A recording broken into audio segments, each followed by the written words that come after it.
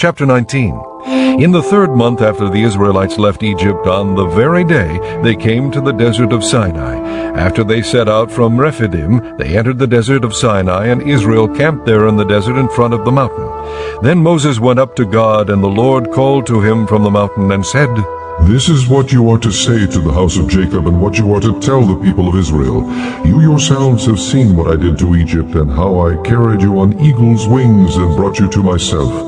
Now if you obey me fully and keep my covenant, then out of all nations you will be my treasured possession. Although the whole earth is mine, you will be for me a kingdom of priests and a holy nation. These are the words you are to speak to the Israelites. So Moses went back and summoned the elders of the people, and set before them all the words the Lord had commanded him to speak. The people all responded together, We will do everything the Lord has said. So Moses brought their answer back to the Lord. The Lord said to Moses, I am going to come to you in a dense cloud, so that the people will hear me speaking with you, and will always put their trust in you. Then Moses told the Lord what the people had said, and the Lord said to Moses, Go to the people and consecrate them today and tomorrow. Have them wash their clothes and be ready by the 3rd day, because on that day the Lord will come down on Mount Sinai in the sight of all the people. Put limits for the people around the mountain, and tell them, Be careful that you do not go up the mountain or touch the foot of it. Whoever touches the mountain shall surely be put to death. He shall surely be stoned or shot with arrows. Not a hand is to be laid on him. Whether man or animal, he shall not be permitted to live. Only when the ram's horn sounds a long blast may they go up to the mountain. After Moses had gone down the mountain to the people, he consecrated them, and they washed their clothes. Then he said to the people, Prepare yourselves for the 3rd day. Abstain from sexual relations. On the morning of the 3rd day there was thunder and lightning, with a thick cloud over the mountain and a very loud trumpet blast. Everyone in the camp trembled. Then Moses led the people out of the camp to meet with God, and they stood at the foot of the mountain. Mount Sinai was covered with smoke, because the Lord descended on it in fire. The smoke billowed up from it like smoke from a furnace. The whole mountain trembled violently, and the sound of the trumpet grew louder and louder. Then Moses spoke, and the voice of God answered him. The Lord descended to the top of Mount Sinai and called Moses to the top of the mountain. So Moses went up, and the Lord said to him, Go down and warn the people, so they do not force their way through to see the Lord, and many of them perish.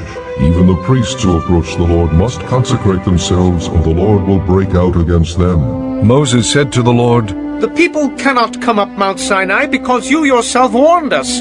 Put limits around the mountain and set it apart as holy. The Lord replied, Go down and bring Aaron up with you. But the priests and the people must not force their way through to come up to the Lord, or he will break out against them. So Moses went down to the people and told them. Chapter 20.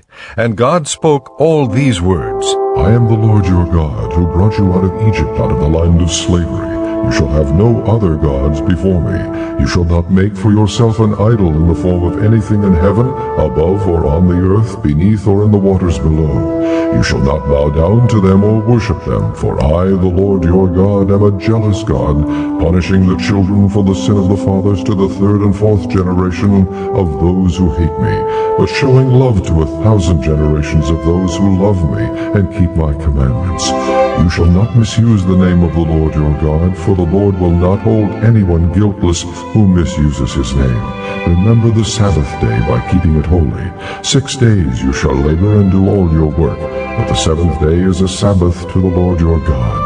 On it you shall not do any work, neither you nor your son or daughter, nor your manservant or maidservant, nor your animals, nor the alien within your gates.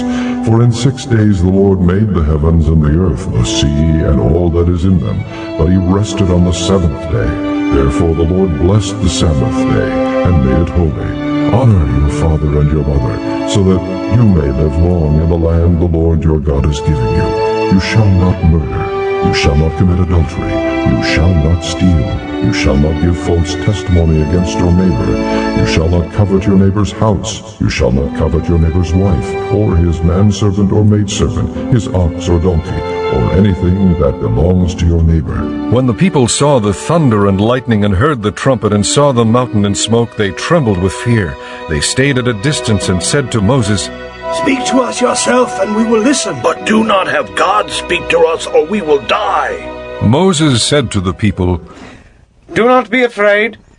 God has come to test you so that the fear of God will be with you to keep you from sinning. The people remained at a distance while Moses approached the thick darkness where God was. Then the Lord said to Moses, Tell the Israelites this, You have seen for yourselves that I have spoken to you from heaven. Do not make any gods to be alongside me. Do not make for yourselves gods of silver or gods of gold. Make an altar of earth for me, and sacrifice on it your burnt offerings and fellowship offerings, your sheep and goats and your cattle. Wherever I cause my name to be honored, I will come to you and bless you. If you make an altar of stones for me, do not build it with dressed stones, for you will defile it if you use a tool on it. And do not go up to my altar on steps, lest your nakedness be exposed on it. Chapter 21. These are the laws you are to set before them. If you buy a Hebrew servant, he is to serve you for 6 years, but in the 7th year he shall go free without paying anything. If he comes alone, he is to go free alone. But if he has a wife when he comes, she is to go with him. If his master gives him a wife, and she bears him sons or daughters, the woman and her children shall belong to her master, and only the man shall go free. But if the servant declares, I love my master and my wife and children, and do not want to go free, then his master must take him before the judges. He shall take him to the door or the doorpost, and pierce his ear with an awl. Then he will be his servant for life. If a man sells his daughter as a servant, she is not to go free as men servants do. If she does not please the master who has selected her for himself, he must let her be redeemed. He has no right to sell her to foreigners, because he has broken faith with her. If he selects her for his son, he must grant her the rights of a daughter. If he marries another woman, he must not deprive the first one of her food, clothing, and marital rights. If he does not provide her with these 3 things, she is to go free without any payment of money. Anyone who strikes a man and kills him shall surely be put to death. However, if he does not do it intentionally, but God lets it happen, he is to flee to a place I will designate. But if a man schemes and kills another man deliberately, take him away from my altar and put him to death. Anyone who attacks his father or his mother must be put to death. Anyone who kidnaps another and either sells him or still has him when he is caught must be put to death. Anyone who curses his father or mother must be put to death. If men quarrel, and one hits the other with a stone or with his fist, and he does not die but is confined to bed, the one who struck the blow will not be held responsible if the other gets up and walks around outside with his staff. However, he must pay the injured man for the loss of his time, and see that he is completely healed. If a man beats his male or female slave with a rod, and the slave dies as a direct result, he must be punished. But he is not to be punished if the slave gets up after a day or 2, since the slave is his property. If men who are fighting hit a pregnant woman and she gives birth prematurely, but there is no serious injury, the offender must be fined whatever the woman's husband demands and the court allows.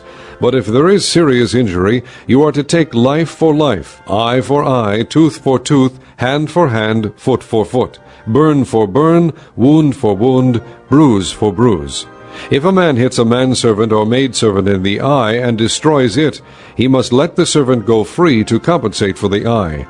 And if he knocks out the tooth of a manservant or maidservant, he must let the servant go free to compensate for the tooth. If a bull gores a man or a woman to death, the bull must be stoned to death, and its meat must not be eaten. But the owner of the bull will not be held responsible. If, however, the bull has had the habit of goring, and the owner has been warned, but has not kept it penned up, and it kills a man or woman, the bull must be stoned, and the owner also must be put to death. However, if payment is demanded of him, he may redeem his life by paying whatever is demanded. This law also applies if the bull gores a son or daughter. If the bull gores a male or female slave, the owner must pay 30 shekels of silver to the master of the slave, and the bull must be stoned. If a man uncovers a pit or digs one and fails to cover it, and an ox or a donkey falls into it, the owner of the pit must pay for the loss. He must pay its owner, and the dead animal will be his. If a man's bull injures the bull of another and it dies, they are to sell the live one and divide both the money and the dead animal equally. However, if it was known that the bull had the habit of goring, yet the owner did not keep it penned up, the owner must pay animal for animal, and the dead animal will be his.